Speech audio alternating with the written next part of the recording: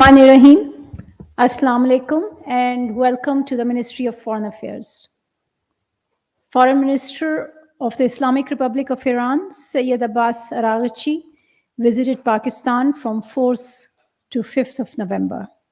During his two-day visit, he held meetings with the Prime Minister of Pakistan and Deputy Prime Minister and Foreign Minister Senator Muhammad Ishaq Dar. The two sides agreed to strengthen regular high-level exchanges, advance cooperation and dialogue on trade, energy and security, and enhance border management and people-to-people contacts. The Prime Minister of Pakistan condemned Israel's October 26th attack on Iran and reaffirmed Pakistan's support for Iran's sovereignty and territorial integrity.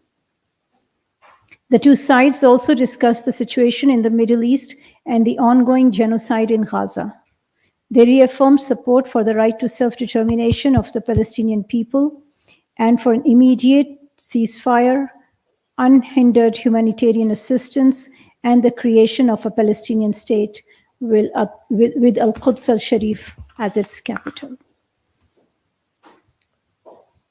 We welcome the latest report of the UN Special Rapporteur on Palestine, Francesca Albanese, calling out Israel for pushing through a systematic agenda of forced displacement, annihilation, and genocide in Gaza and the West Bank. The report highlights how Israel has been committing genocide against the Palestinian people through acts of territorial expansion and ethnic cleansing. Pakistan endorses Ms. Albanese's stance that Israel is obstructing international investigation efforts, including denying the entry of fact-finding teams from the United Nations. We support her call on the international community in acting decisively in bringing an end to Israel's unbridled atrocities against the Palestinians and to ensure unhindered humanitarian assistance to Gaza and full financing and protection of UNRWA. Pakistan is also concerned about Israeli action against the relief workers and agencies, including UNRWA, and its continuous war on hospitals and vaccination centers. After destroying the health infrastructure in Gaza, Israeli occupation forces are now targeting hospitals in Lebanon. So far, 34 hospitals have been damaged, 111 emergency medical technicians have been killed, and 107 ambulances have been targeted in Lebanon. Such attacks on the humanitarian structures, agencies, and actors in Palestine and Lebanon prevents people from seeking urgent medical care while creating long-term health risks for millions, including children. Pakistan therefore calls for an immediate cessation of hostilities in Gaza, Palestine, and Lebanon, protection of civilians and civilian infrastructure, and unhindered humanitarian access and health care to those in urgent need. We are also concerned about the reports of deteriorating health of Kashmiri leader Muhammad Yasin Malik as he observes a hunger strike in protest for the poor conditions and insufficient medical care in New Delhi's Tihar jail. After being framed in fictitious cases, Mr. Malik remains incarcerated for the last several years and is facing a death sentence. We urge the Indian authorities to provide quality medical care to Mr. Malik and immediately release him.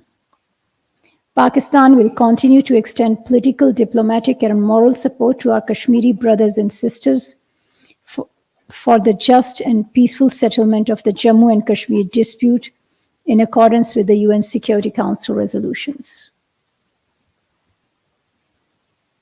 Now, announcements.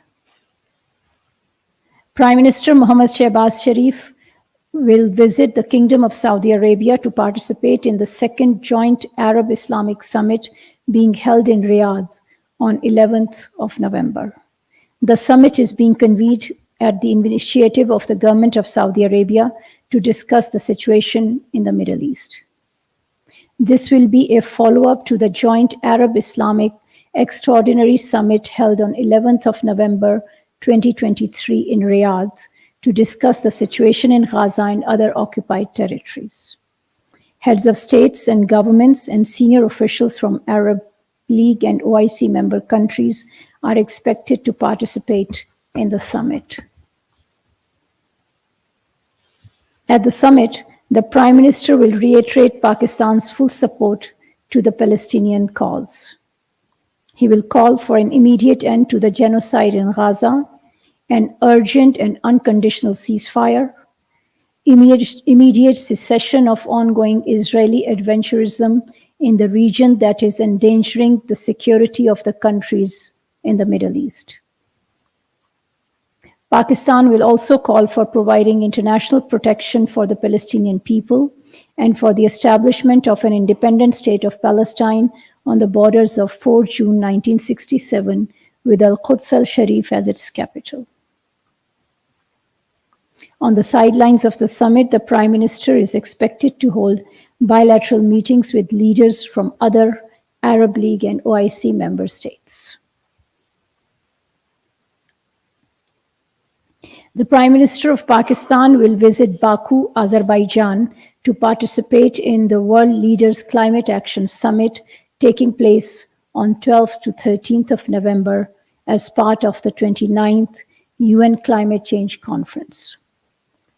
The Prime Minister will be accompanied by Deputy Prime Minister and Foreign Minister Senator Muhammad Ishaq Dar and other cabinet members and senior officials.